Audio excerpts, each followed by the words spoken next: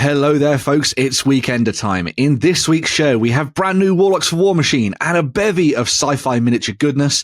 Plus, you could win a £50 voucher courtesy of the awesome folks at Wayland Games. Comment on YouTube or OTT for a chance of winning that. Without further ado, let's get stuck in. The weekend starts now.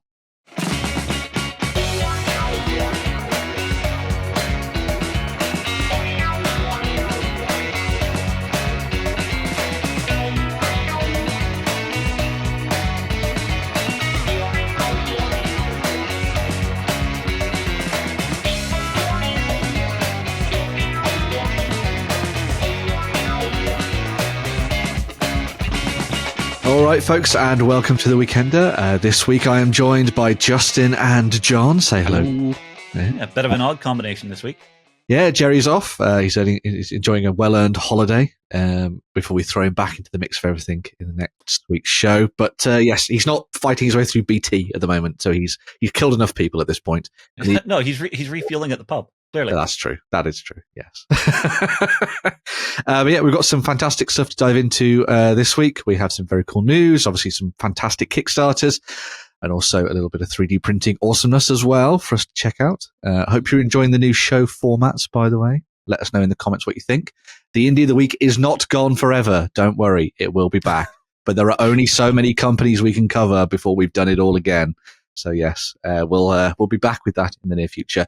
Oh. But let's not gild the lily too much. Let's dive into some news.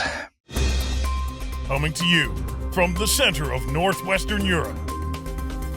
Covering board games, war games, card games, and all that you love. It's the news. So starting off the news this week with a look at a new 2-player box set that is coming out for Warmachine. So we had one previous to this, which focused on Kador and Signar, for the sort of warcasters of Imran and the Warmachine world. But this one from SkullForge Games looks at the warlocks from that side of things as well. So we're going down the slightly more fantastical route with these ones. So much like the previous set, this one has been designed so that you can dive into the game and start playing it with another friend. You can obviously split the box and you can choose each of the factions and sort of go that way. Or you could just do what most people do and buy these 2 sets and just sort of like play everything if you wanted to, because that's what everybody likes. Pirate Sharks and everyone loves badass ninja dragons, so why would you not take both?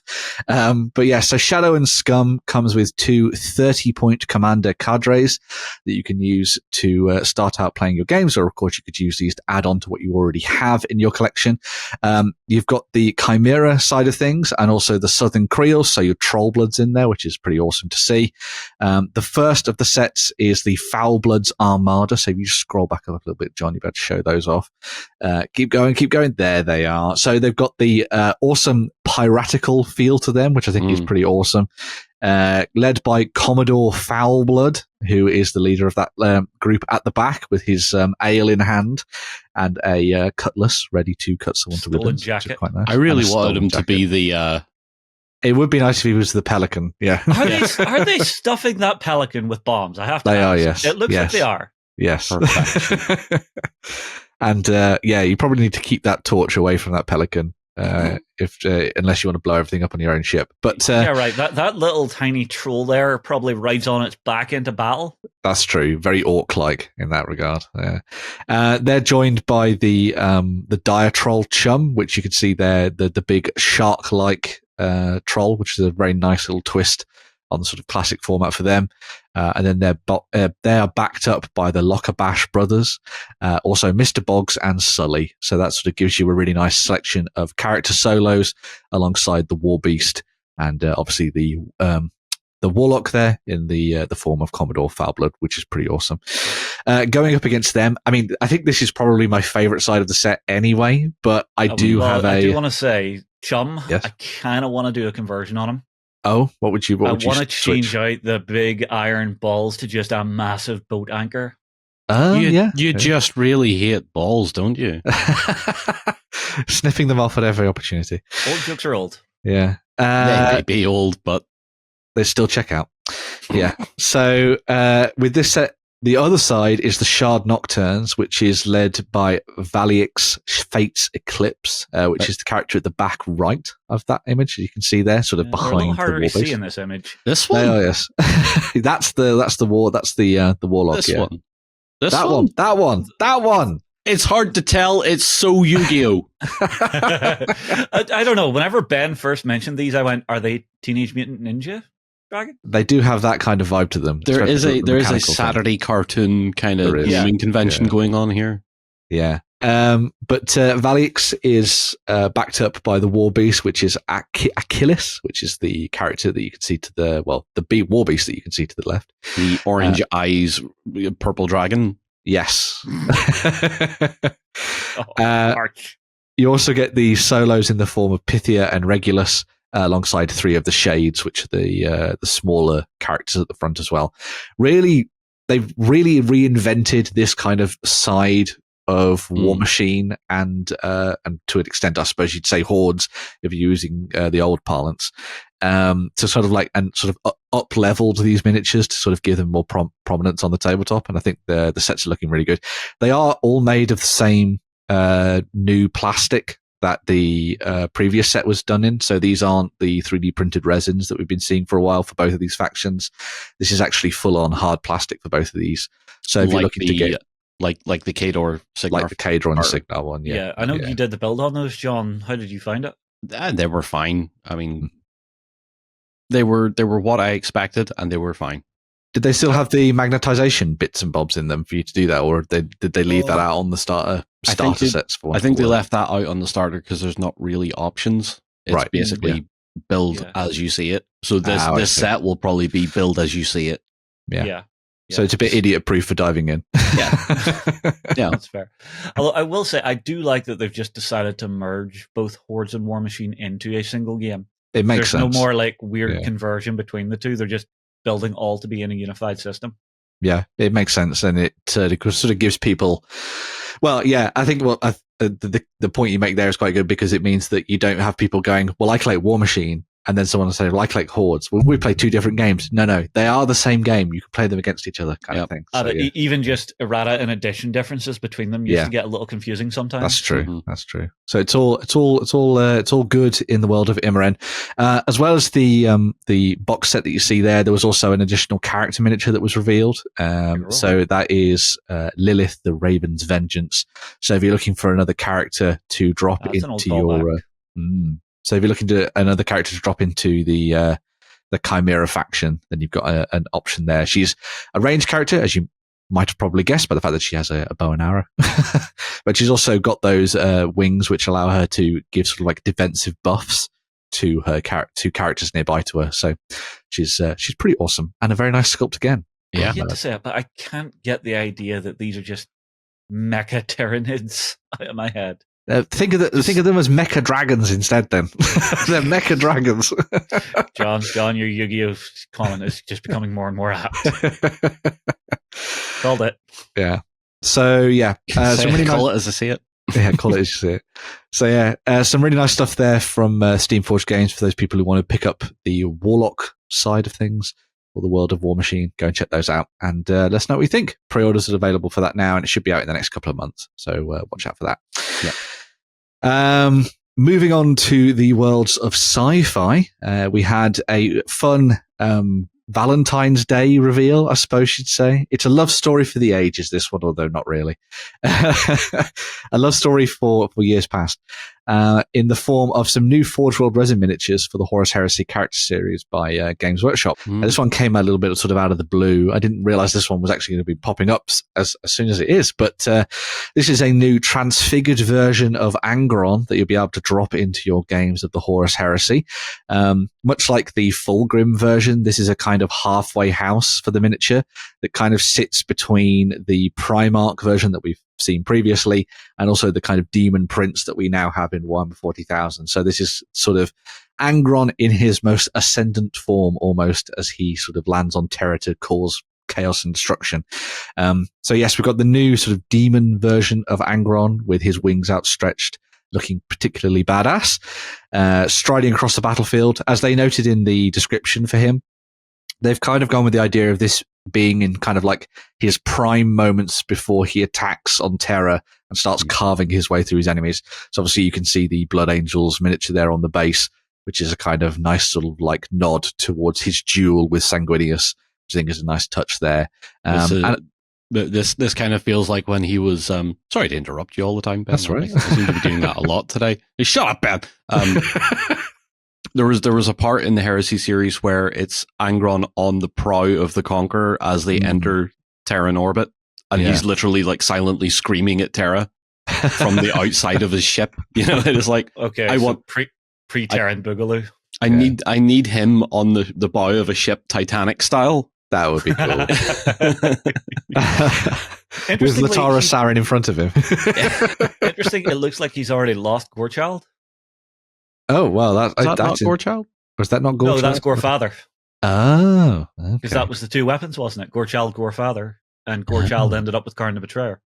Oh, there you go. So maybe he's passed that on already. If I'm remembering right, if people can correct me in the comments below. I know you love to do it. There are plenty of Horus Heresy nerds in the community. I'm sure they'll let us know. If we're being idiots, we'll be called idiots.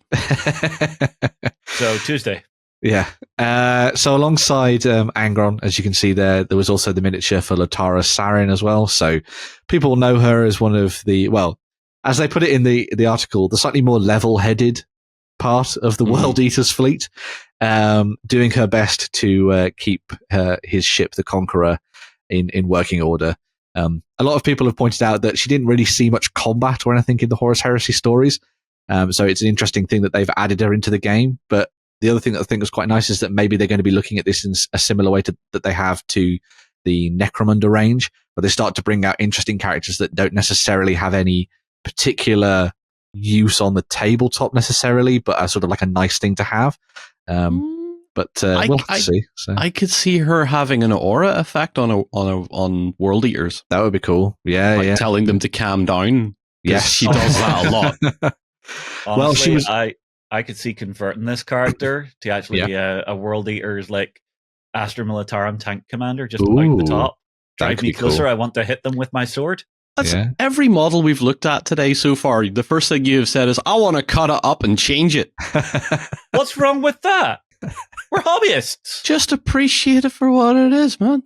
Oh, there you go. You've been told. I there are people in this community that will cut you for that saying, John. I don't care what they think. And you live a happy, blessed life. I will convert your face. Okay, that was a good one. She's shown off here with her sword, Conqueror's Bite, held in the air. As well, the sort of like for those people who know Lotara Saren, she was trained by Khan himself, so she's a pretty dab hand in her own right. Anyway, she will apparently be getting rules alongside Angron for using the Horus Heresy. They'll be available as a download later on. Be interesting to see if they come out with some sort of scenarios or something maybe attached to that, so you can sort of work out how you want to use her in your games. But I'm sure the Horus Heresy community will find interesting ways to sort of implement them into campaigns and all sorts of different things. Because one of the nice things about the Horus Heresy community, I think, is that they tend to play things from a slightly more narrative perspective anyway. Yeah. Sort of like almost as a historical war game in its own right. So it'll be good to see what people do with these. Both of them Forge World resins though, so keep an eye out for those in the near future. I'm sure they won't be so you won't be waiting too long for them. We'll have to wait and see what they do with them. You might be saving for them. Ooh, yes, that's true. Correct me if I'm wrong. Isn't this the character that they did the comic strips of, where it's Karn holding her up as a chibi character and her just screaming murder? I've not seen those. Oh, okay. Citation needed. Citation needed. Fact checking. I do know that Lotara Saren is well sort of like regarded amongst the sort of Horus Heresy community and Warhammer 40,000 community in general as a pretty badass character. So it's nice to see her. Which is why I think her rules are going to be, she makes World Eaters more effective. That would make sense. And then if she dies, there might be like a swing for that. That would be cool. Good. Yeah. So what? She can stop them being forced into charges or something? Oh, that would be so broken. Well, if she's alive, she can stop them from charging. Yep. If she's dead, they're like, no, you killed her. We're coming for you now. Everybody immediately moves to the closest enemy unit. Like, that would be horrific. Yeah. So yeah, it's fun stuff there from the folks at Games Workshop for Forge World and Warhammer the Horus Heresy. Keep an eye out for those in the near future. Moving into the realms of history now, though. So we're crossing all the genres. This is wild. Actual history. Actual history, not made up history. Not sci-fi history, pre-enactment, reenactment, something. Perry Miniatures, so the Perry twins have been working their way through a whole new bunch of plastic miniatures that they're going to be doing for the Peninsular War. So having a little bit of a resurgence at the moment, the Peninsular War, for the Napoleonic campaigns. And this is 2 new sets of Spanish infantry that are split between both marching and firing sets. In typical fashion for the Perry twins, these have been created so that you can sort of do all sorts of different things with this kit.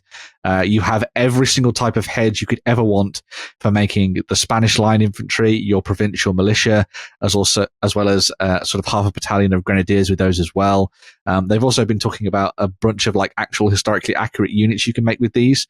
So there's the first Cazadors de Barcelona and the first Cazadors de Catalunya. I'm sure I said those properly, that you'll be able to get your hands on.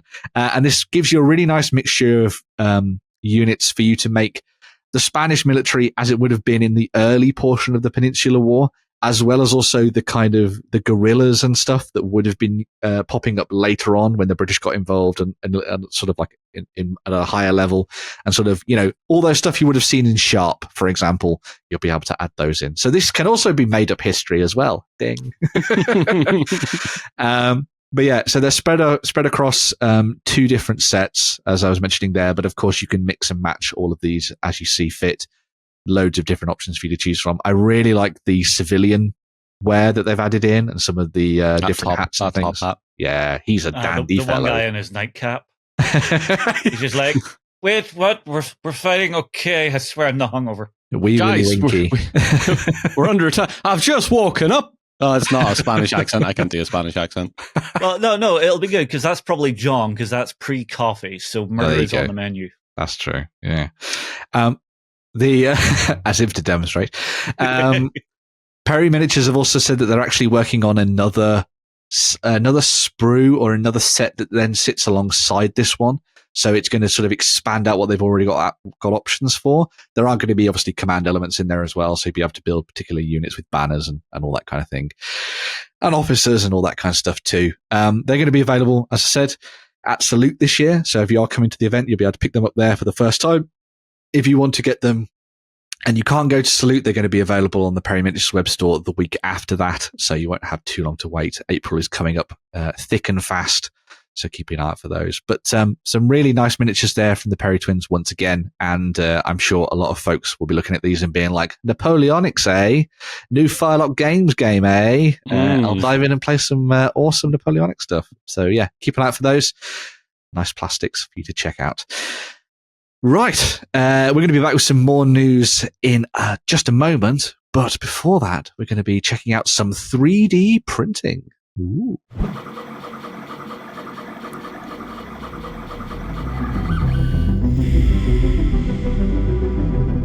So diving into the world of 3D printing this week, we're going to be revisiting a company that we have looked at back in the past, but I thought I'd come back and sort of delve in a little bit deeper into their range because they have expanded it exponentially since then. This is SkullForge Studios. This was one that Lloyd actually shared with me in our little team talk thing, because he was like, look at how cool these are. And I was like, well, this seems like a good reason to come and dive in and check this out. So SkullForge do a whole bunch of 3D printable miniatures that cross a bunch of different sort of properties and IPs, I suppose we should say, but with their own unique take on them. It's all very much sci-fi related, although they do have a bunch of kind of like post-apocalyptic-y pulp stuff in there as well. A lot of this stuff would be exceptionally good for a variety of those sort of like 28mm, 32mm games that have popped up in sort of like the indie scene at the moment. But they effectively give you a whole bunch of sort of squads or characters, walkers, as we saw. There was mecha in there as well. monsters, aliens, and everything else in between that you could be using for your that you could be using for your games. I do particularly like all the very tiny sort of Star Warsy epic stuff that they've been doing. It is very cool. But yeah. It's a really fantastic little range that sort of like is packed with characters and troops and all sorts of different things you could use. If you click into some of my favorites are things like if you go to the Corpo liaisons there, John, just at the bottom as you scroll past them, and the Corpo sec troopers as well. So yeah, if we dive in and have a look at the Corpo troopers, I think these are really awesome. If you're playing something that's kind of alien adjacent, these would be pretty nice. If anyone's seen Romulus recently, there's a lot of guys that are walking around in these kind of badass suits that have that sort of grungy sci-fi aesthetic to them. I think they'd be really cool. They'd also be good if you're playing like Luna from Blacksite, but you wanted to go in sort of like a different direction with them and sort of play out a slightly more sort of sci-fi version of that rather than being grounded in sort of like real world nations like the Russians and all that kind of thing. Although, of course, you could mix and match and do whatever you like. I want to do some Dead Space with this. You could do some Dead Space with it, Instead of playing the main character, you're a squad who's being sent in. Yeah, to try and kill all the necromorphs. That would be a really nice touch, actually. Yeah, they are very. If Soviet Russia had armed cosmonauts, yes, this is what they'd look like. That is true. Yeah, I'm hearing if. I don't trust that. When. Yeah, I love the kind of like the additional banding that you get across the screens and things. I think that's really cool because you could almost do like a display, like a heads-up display on the top half, and then like the bottom half could be sort of like a normal mask or something, or maybe it could be like the sun visor on the top of it's like a two-stage sun visor. Yeah, that would be a nice touch. Yeah, got baseball cap mode, can't see a thing mode. Yeah. If we have a look at the scavengers as well, the ones that Justin was interested in, obviously that's a fantastic little group for those people who are going to be sort of heading to the post-apocalyptic wastelands. Maybe a little bit of Walking Dead-esque stuff you could do with that one as well. The Dead of Walking. The Dead of Walking. The Shambling Unliving. See, that Unalive show. The Unalive show. We have Frostgrave, we have Stargrave. Why can't we have, Grave? well, Scavgrave. Scavgrave. Grave. Yeah, we could do that. That'd be good. Yeah. I hope that's their April Fool's this year. Grave. We're doing Grave now. Yes. The ultimate horror game coming this summer. So yeah, some really nice stuff there, as you can see. If you go back to the main page there, John, we'll have a look through some of the other stuff. I really like the Arsenal bit. So if you open up the freelancers, they've done some really nice stuff on there. And if you open up things like the Scion as well, oh my God.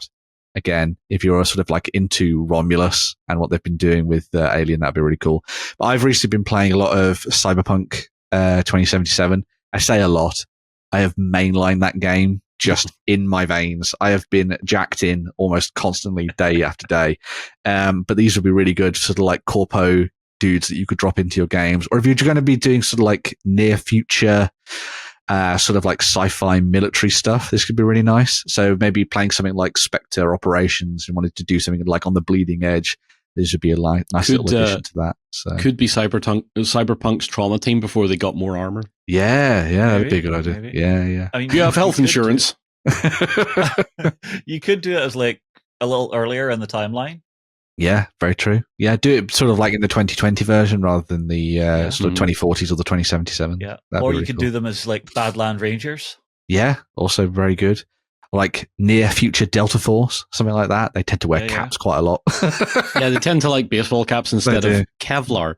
Yeah, because I look cool. The way the world's going these days, you have to paint them all red. Well, that's true. If you go to the Scions one as well, John, that gives you an idea of kind of like the creatures they've been doing. They're very up on sort of like the most modern stuff that's come out for sci-fi. So anyone who has seen Romulus will be familiar with this character. To be fair, this just looks like a screenshot out of a Tool music video. That is also true. Yeah, could easily be that. So horrific. One of the ranges that I really like though is their Heck Divers stuff. I have them open somewhere. Yeah. I wonder which one it is. Is it going to be them? Yeah, there we go. Which tab will it be? So obviously people will be able to tell what these are related to. If you enjoy your Hell Divers, this would be a really nice sort of set for you to dive in and pick up. Of course, Citizen. Yes. great for those people who want to put together fun squads for use in sort of sci-fi adjacent Helldivery-esque games. The guys who did that really awesome dwarf game recently, they did a set of rules for you to play out Helldivers on the tabletop, which I think is really cool. But of course, you could drop these into Stargrave or any other sci-fi game that you might have. 5 parsecs from home, that would be a good choice as well. The nice thing about the SkullForge stuff is that they haven't just done the good guys. They've also Democracy Manifest. They've also done all the bad guys as well. So you've got your clanking robots that you definitely need to shoot in the eye as quickly as possible, or shoot in the back. Or shoot in the back before it inevitably turns and you flames you to death. Yeah. But you've nice that they have the gunship. Yeah, you've got the gunship, so you can actually do some really fun scenario-based stuff where you have to get to the gunship, get to the pelican, get to the pelican, and also all your bugs at the same time too. So you could really expand this out and play some fun stuff in the Helldivers universe. Also, there are rules out there for Starship Troopers games, like the old Mongoose one, and also a bunch of people have done smaller games as well, sort of like indie stuff. So if you wanted to use them alongside that kind of rule set, you could easily go down that route if you decided to do so. But you've essentially got everything you'd need for setting up fun games in this vibe. They are in far too many pieces to be dead Helldivers. I've been gibbed more often than not when I've been shot by my own team. So or your own turret. Yes, or your own turrets. It happens too. Happens a lot. Don't do what I did in one game where normally I would get on my turret and I'd lie on top of my turret and I'd just follow it where it was firing. I did that and sat on top of a mortar turret and forgot that I'd put a mortar down. It just shot me in the bum and I died. So there we go. Oh my God, I can just imagine the line on that. Lads, I can't take it anymore. Shay absolutely hates it when I play Helldivers with him because I always bring a mortar turret regardless of the scenario. It's like, rescue the hostages. Yeah. No hostages. Sorry. There's endless amounts of hostages, so, if a couple died, it's no biggie, right? So, yeah. I mean, clearly your documentation was wrong. Yeah. But yeah, so some really nice stuff there for the kind of Helldivers vibes. As I said, I think it's really nice that they've not only done the good guys, but also the bad guys as well. So you can easily put together a fun force for your games. I've mentioned a couple of games like Stargrave and all that kind of thing, but you could easily use the tools that One Page Rules put together for building your own armies, and you could do much bigger games with these if you wanted to and sort of take it down that route. One of the avenues that SkullForge is best known for, I think, though, is their sort of Space Battles, not Star Wars collection, which is a bunch of different characters and all sorts of things that they've put together for that. If you go to the next tab, John, that one. Yeah, that's the one there. Yeah. They've gone through and sort of created a whole bunch of alternative characters that you could drop into your games, like Star Wars Legion. And of course, even though these are 32mm, there's no reason why you couldn't scale them up using 3D printing stuff and software, and have them as 40mm characters for you to use in Shatterpoint if you wanted to go down that route as well. SkullForge, this is the stuff that they are known for. They've done loads and loads of this stuff to kind of fill in the gaps that were left by, the likes of Fantasy Flight Games and Atomic Mass, to kind of give you more specialized troopers and fringe units that you wouldn't necessarily see, and sort of dropping them into their games. Of course, this doesn't mean that you have to, necessarily stick with these being specifically Star Warsy type miniatures. You could easily use these as all sorts of different things. Yeah, that's what happens when John's left with a Dremel. So I will destroy it. Did I see a James Earl Jones Darth Vader? It's called a tribute. Oh, that's a nice touch. Go back to that one. So it's just up the way a bit. Was it the one with the bust? Yeah, there it is. Oh, that's cool. That's a nice touch. That's nice. Yeah, I like that they've done that. Yeah, and it's free. Yeah, yeah. They didn't use the highway guy who actually was the body double for the Darth Vader. That would be cool. Browse? Was it? Yeah, I can't remember. But he was in like a highway or like a country Countryside Code video or something, wasn't he? He had a West Country accent, but he was tall. Yeah. Yes. Yeah. Jason Prowse. Yeah, because when you listen to the recordings of it, he's actually giving the lines in his own voice. So he's like, "Oh, you there? Work. Come over here." And he's like, "I'm your father." Disturbing. Yeah, exactly. It's very good. So they've got that side of things. So you've got your bad guys effectively. But if you go to the other tab, John, the last one, the last one. Next one. Go. This one. There we go. That's one. They've also got like the other side. Oh no! What the hell? Where's the rebels? There's meant to be rebels. Never mind. The Webbles. Oh, scroll up, John. Scroll up. Where are the Webbles? I'm going to control you. Scroll up and go to Galactic Insurgency. Click on that one now. Yes, do my bidding.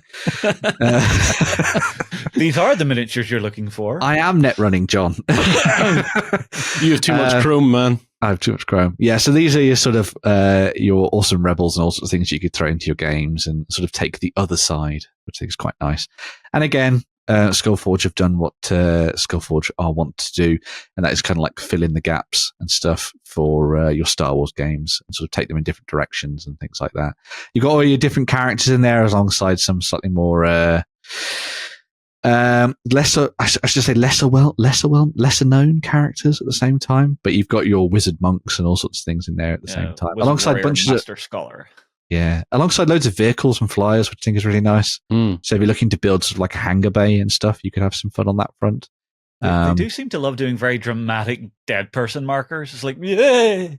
Yeah, well, I think that's way better than putting down like fatigue markers and stuff on tables. I like to have things that are in world rather than just sort of like lots of bits and bobs on the tabletop. Hang on. You know, all of these fell to a Wilhelm scream. Yes, that's true. Well, hang on. The top one is going, "Tell my wife The other one's going, "Oh, no. God, you got me in the gut." I have bonitis. Yeah, I was 3 days from retirement. Why did Han Solo leave us? And underpaid drama student guy that got backhanded by a villain. Yeah. These are the guys that didn't get to live in sleep inside a tauntaun. These are literally on the cutting room floor. Yes, very true. I just want to see someone do one of them smiling like Alessio did whenever he was in Lord of the Rings. Yes, yeah, because he couldn't stop. Himself. Yeah. Happiest dead we're hearing ever. When you see this kind of like the rebel styling with no color on it, it's space Vietnam. It is. That is very space Vietnam. I just realized. Kind of cool. Yeah. Oh, you poor sod. No, they're really good. They're really good sets, and they've definitely like enhanced their sculpting over the last little while. Some of the early stuff they did was good. I had a couple of their miniatures and stuff that I really liked, but I think the detail level has like really gone up a notch when it comes to their collection at the moment. And there's some really fantastic stuff in there for people who want to 3D print some stuff at home and build interesting tabletops and stuff. I do like that there's a nice mix of aliens in amongst it all.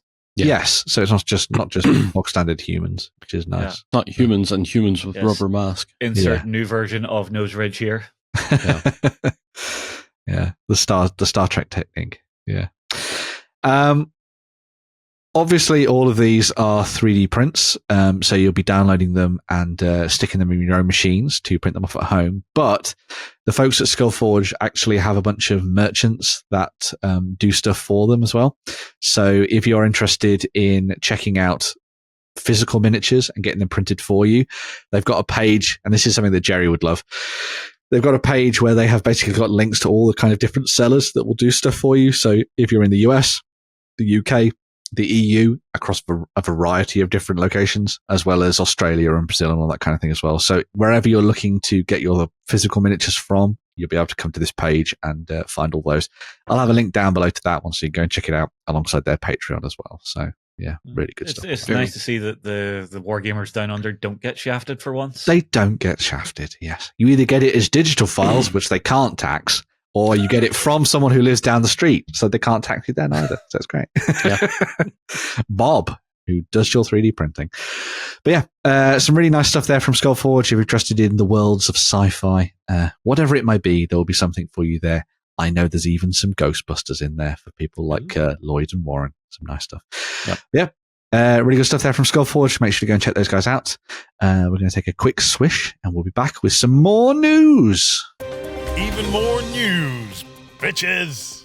Alrighty, so diving back into the news, we're going to be looking at a second wave of releases from the folks at Spectre Miniatures for their Cosmic Horror Miniatures game and their spin-off to the Spectre Operations series of rules.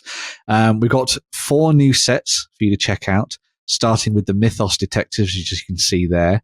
This is a couple of new sort of main characters that you could drop into your collection.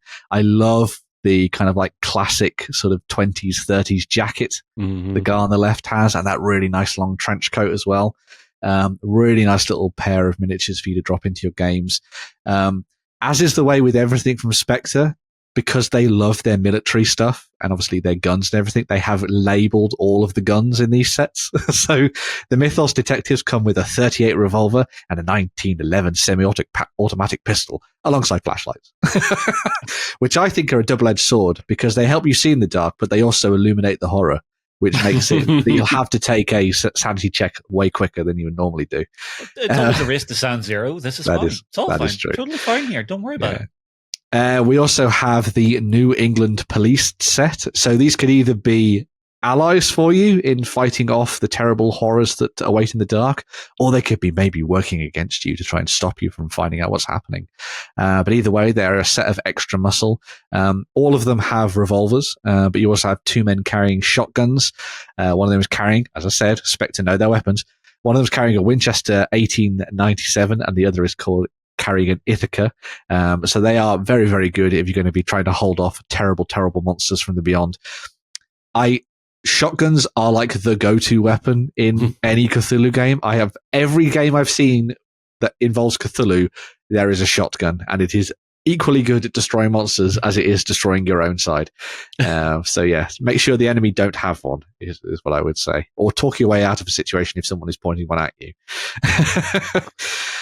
On the other side of things, or maybe on the same side, we also have some more of the hybrids. So these are the rural hybrids to sit alongside the urban ones that they've already done. They are sort of like hiding in the depths of society, wandering around in sewers, or maybe in the plain daylight. And you just think, how strange do they look? How weird. Maybe they've just had some work done. I mean, Ben, you're saying hybrids. These people look like, no, they just live in the backwoods. That's pure nature right there. Yeah. They're just Vogons before they found space travel. Yes, yeah. They really like intergalactic highways. Yeah.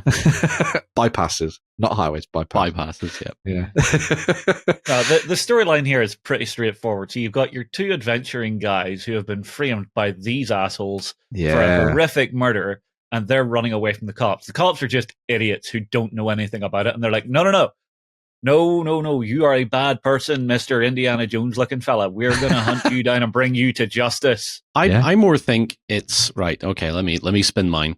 These guys, yes, are being covered by these guys. Yeah, because these guys are on to these guys. That is one of go to Hollywood, John. Write the screenplay right now. If James Cameron can walk into a room full of big fancy executives and go Titanic, Romeo and Juliet, and make one of the most famous, best, highly grossing films of all time, sure, true, yeah. The thing but they're hiding this as well. Oh yeah, they're hiding that. Just going back to the rural hybrids for a second though, what I thought was a nice touch is that to give off that kind of creepy, they've been here forever kind of vibe, they're actually carrying older weaponry. So one of them has like Civil War, like Colt Army. Yeah, so he's got a Colt Navy revolver, and the other guy's carrying a Winchester. Yep. Nice. Good spot, John. So yeah, they've added that in to kind of give this idea of have they been here forever? Have they been doing a whole kind of like the hills have eyes, and actually it's just like this inbred family that lives in the backwaters or something. Their dress code's a bit older as well. I would kind of argue it's a bit older. This is very more sort of Victoriana. Yeah, sort of like Western frontier type vibes. Yeah, but you have the almost more human-esque guy on the left. You'll just see sitting at a country filling station going, they're not from round here. It's just weird. Literally looks like Boris Johnson from Spitting Image. It does actually. Fair. You mean it just looks like Boris Johnson? Yeah. So yes, as you were saying, John, though, all of these guys are definitely hiding the release of the Shoggoth as well. So this is obviously going to be the thing that you're going to drop in at the very end of your mix of scenarios for Cosmic Horror. Model 28. Yeah, there you go. John's on the ball. I know. I only know a Model 28 because I have one. The typewriter. Is that a 1911 on the right? Oh. No. Oh. Well, no, that's a 1911. That's a revolver. Just of some sort. Yeah. A 38. Yeah. That's literally the dude with the flashlight. It is, yes, yeah. That is the 1911. As I said, he's shining it on he shouldn't have illuminated the horror before him. Well, no, it's a good idea. It's got so many eyes, it'll be blinded. Ah, yes. Yeah, more eyes equals extra blinded. Yes. Super blind. Yeah. So a really nice little sort of monster for them to throw into the mix as well. It's really interesting to see Spectre doing this because everybody knows them for doing like hardline, like serious military stuff. And then for them to go down the kind of cosmic horror route has been a really nice touch. But the game really suits it. I mean, we talked about it when they released the starter set for this. The Spectre operations rules are very good for setting up interesting GM-led scenarios. And so having that set of rules applied to cosmic horror, I think, is a really nice way for them to go. And I'm really excited to learn a little bit more about this. They are going to be at Salute this year as well. And be good fun to talk to the folks behind Spectre for what they've got planned for this and where they want to go next. So they have very much gone from Call of Duty 4, because it was the last good one, to Still Wakes the Deep. Yes. If you've seen Still Wakes the Deep, that game. Yeah. Although with the bad guys in this, you could do a scenario with the modern operators. You could. Where they went into like a deserted part of the country and they've just found these people who have been living away from society and don't know that it's moved on. Yeah. And put them up against a Shoggoth. And then they extract and call in like a bunker buster. You're not a local. What was that show? You're not from around here. A local shop for local people. Local shop for local people. What was that from? Gentleman. Something gentleman. Oh my God, how have I forgotten? I'm staying out of this because I don't want to get annoyed. Oh, tell us in the comments. You can remind us. Can't believe we've forgotten. If you're watching this as the premiere, I will be in the chat waiting, and I will wait for someone to tell us what it was. Anyway, no, don't think about it anymore. Let the chat do it. Yeah. Leave it to the chat. You do know they're just going to tease you now. Excellent. Wow. Tell you. I enjoy getting teased by people I don't know. So from a little bit of cosmic horror to some piratical goings on in the Caribbean or the Caribbean. The Caribbean. Yes. To the islands. The folks at Firelock Games are releasing a new core box that covers the second edition rules for their naval war game, which is Oak and Iron, which we've played on the channel a few times. Really good fun. It's very fun. Fantastic game. The second edition core box will be coming in March, as you can see there. It doesn't, the contents of the core box haven't changed in so much as like everything that you already have still works. So you're not going to be kind of like going, oh my God, I just got into Oak and Iron and now I need to buy another box set. Everything still works as it should, as it essentially did before. The only thing that's really changed is that they've kind of updated the rules. So obviously the rule book will be different in the box set. But it's also available as a free PDF if you want to get your hands on that. So if you already are playing Oak and Iron, then you've got that sorted for you. You get a whole bunch of plastic ships in the set, including the light galleons, the flute, the petite frigate, I'm going to say it in the French way, the corvette, the brigantine, and the sloop as well. Any French viewers are cringing right now. I apologize on behalf of no one in France watches this, let's be honest. Oui. This will also allow you to play as the French in your games of Oak and Iron, but you can also play as the English, the Spanish, the Netherlands, so the Dutch, and also the pirates as well, since this is set during the golden age of piracy. If you want to learn a little bit more about the game, obviously go and check out the YouTube video we've got there. It'll obviously be the older version of the rules, but it'll give you a flavor of how it all plays. To give you an idea of what they kind of tweaked when it comes to the rules, They've mixed up ship activation a little bit more to make it flow a little bit better, and also close combat has kind of got its own phase now rather than being mixed in with other ones. So it kind of makes sense a little bit more. So if you are doing boarding actions and that kind of thing, they've added that into the mix, which is good.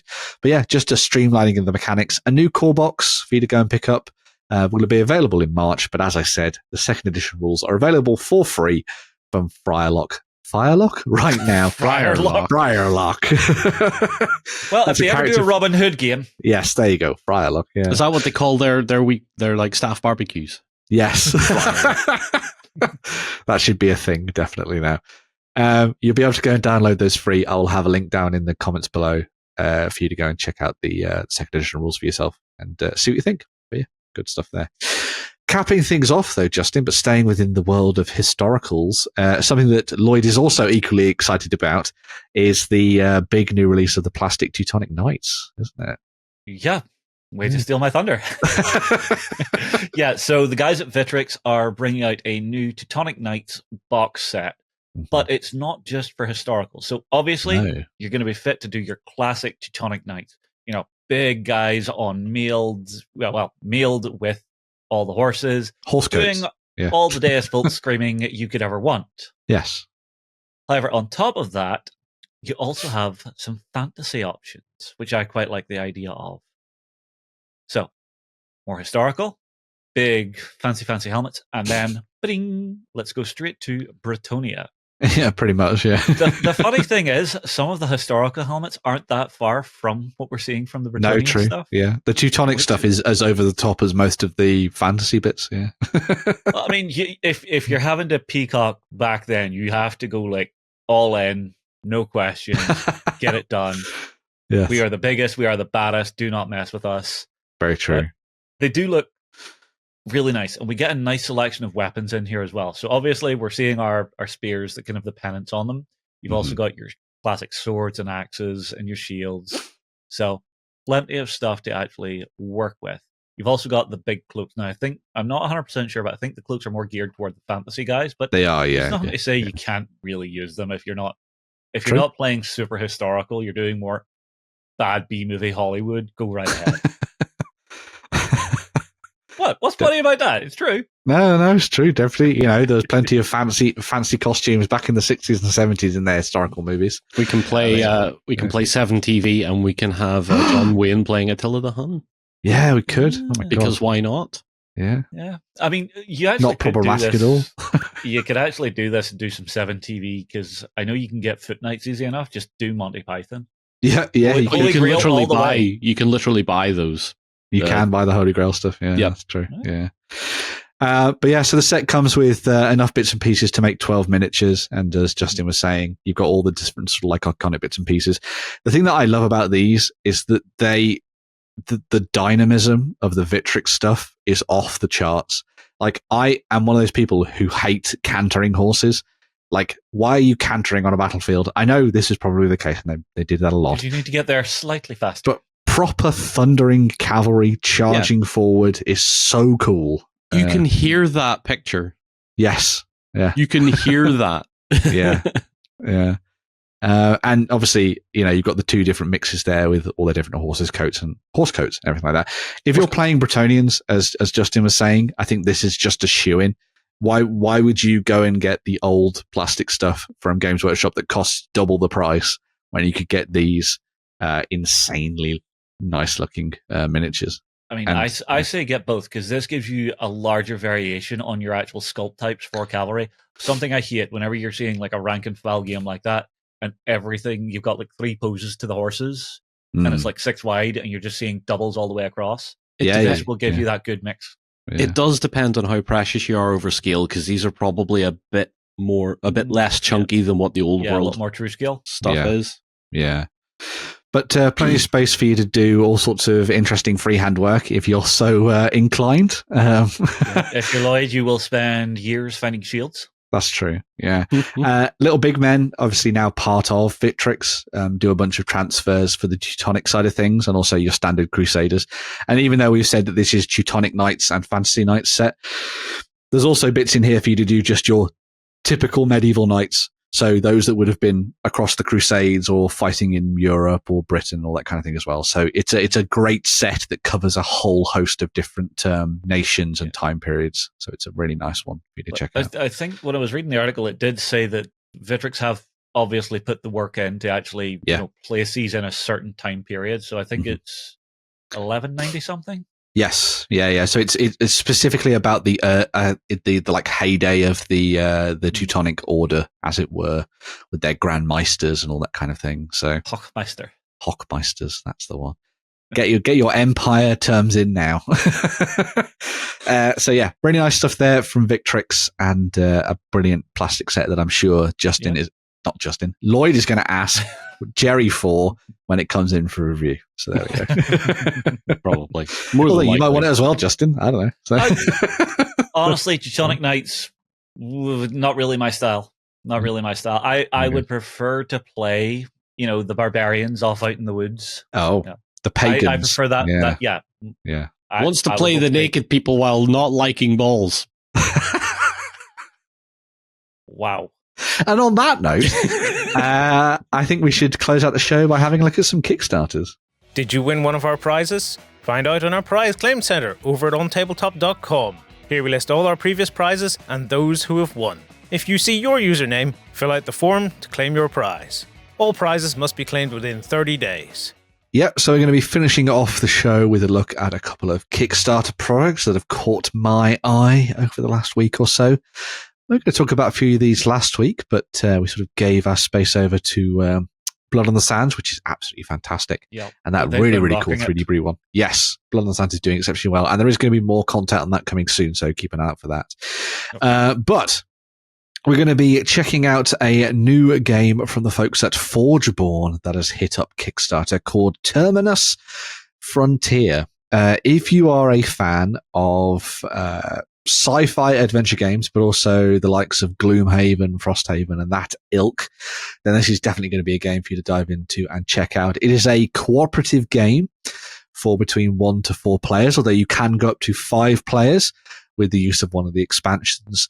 And in this, you're going to be taking on the role of what they call drift hunters, who are essentially bounty hunters in this sci-fi universe, who've been sent out to hunt down deadly foes of all ilks, be they alien or anything in between, and across a variety of different battle maps. So the core of the game plays out in sort of like tactical battles where you will be set up on a grid and you'll be battling it out against your foes, which take the form of standees, which you have lovely miniatures for your characters. And that is all driven by a fun little card-based system, which has a no-look element to it. So whatever you do based on your cards is exactly what's going to happen. Which is obviously a really nice sort of like thing that's been carried over from the likes of Gloomhaven and stuff and other games of that design. You mix things up by having a few sort of interesting, sort of unique mechanics to the game. Like, there's this thing called the ultimate meter. So if you've played, like MOBAs or hero shooters like Overwatch and stuff, every time you do something in the game, you build up, your reserves so that you can then unlock an ultimate ability that you can do on the tabletop, which I think is a nice little touch. A lot of people have said that this game, Terminus Frontier, feels a little bit like you're diving into a first-person shooter, like Destiny or the Borderlands games, those kind of co-op games, and having fun in that sort of style. They've also got an ammo deck in the game. So every weapon comes with its own little ammo deck that will decide sort of like what damage you do on a given turn as you sort of flip over the cards. But obviously that ammo deck is what's in your clip. And so when that runs out, you have to spend a turn to reload. So you could go for like really precise shots just using like 1 card per turn, or you could go full auto and blow like 5 cards in one go and just see what happens, which I think is a really nice little touch. Each of the drift hunters also has loads of different ways that you can take their class. So similar to games like Gloomhaven and stuff, you'll make choices as you level up in not just your kit, so what weapons you bring, what armor you have, what accessories you're taking alongside to you, but also the abilities that you have and the way that your card decks evolve over time as well. So you can really make a drift hunter feel like your own personal character, which I think is a really nice touch. There's also the space exploration element to this game as well. So it's not just all played out on the tactical battle maps. You also have a big book that you flip through as you go and visit different planets, and you'll have decisions to make that will be, in the case of most campaign games, big, meaningful decisions that will change the course of the storyline as you go forward. But also you'll be able to look after your ship and build that up, and you won't have to solve every situation by shooting them, although I think that's probably going to be the case for 90% of the encounters that you get stuck into. But you'll also be able to have conversations with NPCs and all sorts of different characters and build up the relationships you have with different factions. So as you can see there, they've got cartel, corporations, and colonies. So sort of deciding on where you go and sort of what story you tell is going to be really fascinating to see how it goes with this game. So actual sessions play out over the course of between 2 and 3 hours, which is probably quite typical for a game of this design. But if you are looking to sort of dive into the campaign itself, this obviously means that you have hundreds of hours worth of entertainment from this. So it's going to be one of those big games that you dive into and just sort of like fully immerse yourself in. This is the board game you play with your friends every so often. Actual contents of the game box, as you can see here, you get your 4 Drift Hunters as the core set. I really love the dude on the right with the badass metal hand. He's so cool. I like him a lot. Dibs on the sniper. There you go. And you also get all of your character cards, all the stuff you need for playing your particular characters with their decks, your ammo decks, the tiles that you'll be playing over, your skill decks. You also get really nice terrain. You will have seen it in some of the images as well. So when you build up your boards, rather than it being just a mat effectively, or like a flip out book, you actually have terrain that you can put on. So it actually feels a little bit more like a first person shooter. You can have that 2.5D element that Warren always likes about sort of like games of this design, which I think is a really nice touch. Another like little quick sort of unique thing that I really like, going back to the mechanics as well, is that it carries over that really nice thing from Gloomhaven-style games where you pick the card that's going to be your initiative order, but then you flip over the enemy deck to see when they're going to act. So you're never truly sure if you're going to be able to get the drop on your enemy. So you have to make some really interesting tactical decisions in those moments. As you can see, they have been doing a heck of a lot on this game. It is already funded. There's about 20 days left on the game as of this point. It's been in development for 5 years, so they have really put the effort in to kind of like make this as big as it can be. Has beautiful art, really interesting mechanics. Love the idea that it's kind of like taking that sci-fi vibe of exploration and planetary sort of like discovery, but also that sort of tactical sci-fi battles on the tabletop as well. Definitely worth having a look at this, checking out some of the playthrough videos, downloading the rules, having a read of them. But if you're someone who loves games like Gloomhaven and you want a new game, but in a different genre, definitely go and check out Terminus Frontier and see what these guys are doing, because it looks super cool. Looks very nice. Sticking with sci-fi, but in a little bit of a twisted fashion, we have a second Kickstarter campaign from the folks at Curation. This is a game that's been designed by Brian Collin, and it is set in the vast Grim universe. And as you can see, the campaign has been well funded at this point. There's about 20 days left on this from when you're seeing it. It is set, as I said, in the vast Grim universe, which is a sort of role-playing world that is adjacent to Forbidden Psalms mechanically, and also Mörkborg, or Morkborg, as a lot of people know it, which is a fun little role-playing game. This means that the mechanics are really simple. Both the role-playing game and Forbidden Psalms as a miniatures game is very quick and easy to pick up. Really interesting, simple D20 style system. Very easily moddable. And obviously, as you can see here, they've certainly taken that and run with it for this one. The vast Grim universe is one which is kind of set in sort of like the far future, where the Grim parasite has taken over and basically turned everyone into not just zombies, not just mutants, but zombie mutants. So just the worst. And those who are still alive take on the role of crews that are heading out into the galaxy just to try and survive. As I say, this is all from Brian Collins, who's developed this. It can be played as a miniatures game either in solo, so you can just play it by yourself. You can play it cooperatively if you want to, and sort of go down that route. Or you can dive into versus mode, so you can have gang versus gang or crew versus crew combat on the tabletop if you want to. 1 to 4 players can play the game as well, so you can actually have it as a big mosh pit style game if you really like. So good for like clubs and stuff like that. whilst the rules and stuff like that are kind of built off the back of Forbidden Psalms and that sort of standard system that they've built up over years, the really nice touch, I think, for this one is that whilst you can play this game with whatever you wanted to kit bash or customize from, those North Star Stargrave sets or anything like that, they've actually worked with Soul Blair from Malevolent Miniatures to create a range of sculpts based on their vast Grim universe. So if you want to have the miniatures based on the artwork, the renders, the ideas, the designs from this world, then you're actually going to be able to go and pick all of these up. There's loads for you to choose from across a couple of different character packs, alongside creature packs, monster packs, and everything else in between. They've done like space pirates and, as you can see here, Grimcorp troops, weird alien warhounds, void revenants, and everything else in between. If you're looking for like a weird, wacky, very colourful world, this is definitely one to dive into. I love some of the painting that we've seen for this, where they've gone with slightly more pastel colours for the characters. I think that's a really nice way to take things. This is one of the most violently painted things I've ever seen. Yeah, they've definitely turned things up to 11 and broken the knob off, as they say. But yeah, really nice stuff here on that front. They're actually offering the miniatures both digitally but also physically. So if you want to get the digital miniatures, they're just supplied by Malevolent and you get the files.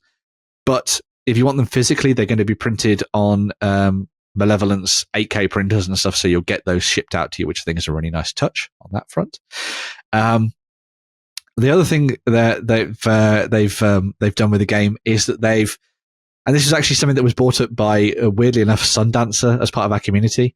They pointed out that for some people it might be quite hard to read the text in the rule books and stuff. So actually what they've done, and the creators done this, is they've gone in and they've provided just a basic blank text version of the rule book. So if you just want to go in and just read through the rules without all the cool coffee book table sort of elements to it, they're actually going to provide that as a free download alongside a kind of like sample version of the rules that you can actually pick up as part of the Kickstarter. I think it's a really nice touch. As I said, while this is a game that you could play solo, I think one of the strengths of this is obviously the bright and vivid world that Brian's created, but also the fact that you can dive in and play it as part of a big long form campaign. So there's actually 13 scenarios built into the book that you can play through, and that kind of caps your campaign at the end of those 13 games.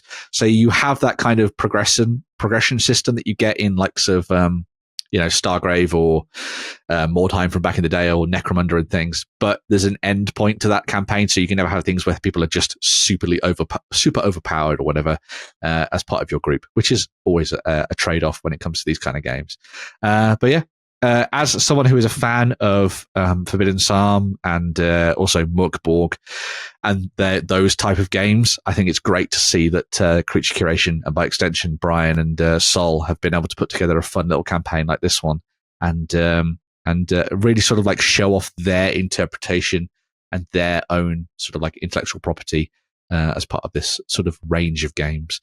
So definitely worth checking out if you're in that kind of wargaming sphere, shall we say. Go Very check nice. That out. Yeah.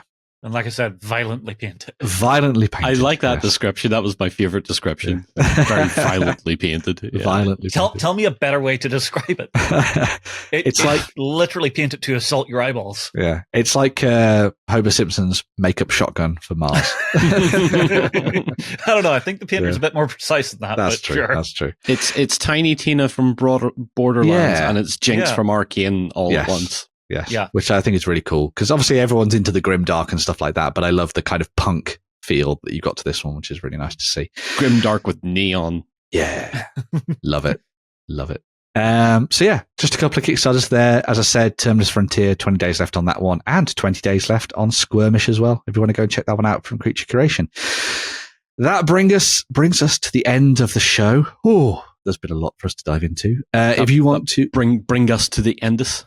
Bring us to the enders of the show. To the finishes of the finishy thingies. Yes. We'll be back on Sunday for the XLBS. So if you want to come and check that out, make sure to join up with Backstage or get a free trial and come and watch us whittering away on Sunday morning. But beyond that, we'll be back on Friday. Jerry will probably be back at the helm and we'll be diving back into more news from the tabletop gaming world. Without further ado, enjoy the rest of your game and bye-bye. Bye. I do this every time. Bye now. Everybody wave. God, you guys suck. Oh. No, you got me one time. You're on your own. Go ahead and check out our other content on screen now. And while you're at it, why not hit subscribe and remember to ding our dong. Go on, you know you want to click it. Go on.